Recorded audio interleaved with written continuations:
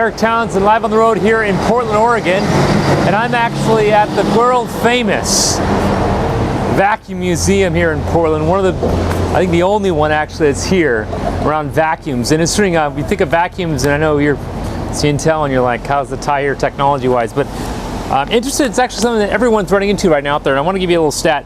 The first vacuum was introduced in 1868. But you know, it wasn't until the 1900s the vacuum cleaners were mass marketed.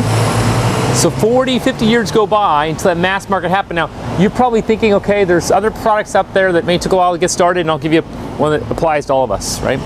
Think about Windows, right? The old Microsoft product. That was introduced in 1985. It wasn't until Windows 3.5, which was actually 5 years later, the opportunity started taking off. Now, I know you guys have heard a lot about all those new systems we have. They're Ultrabooks, all things about tablets, right? And a lot of those actually have Windows 8 on it.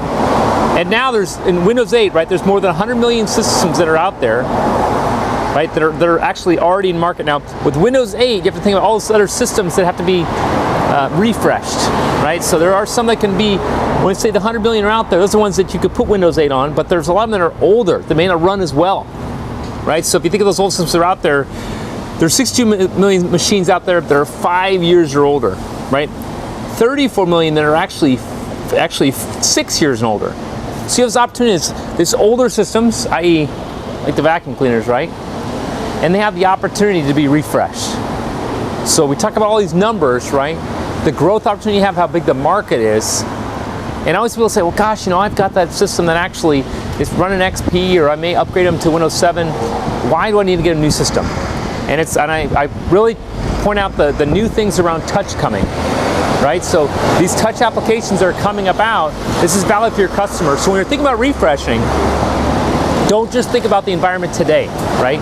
Think about in the future, right? 2 or 3 years from now, how they're going to be using applications, how they're going to be interacting with their machine. You're not refreshing for a year or 2 years. We all know the refresh cycle is about 4 to 5 years.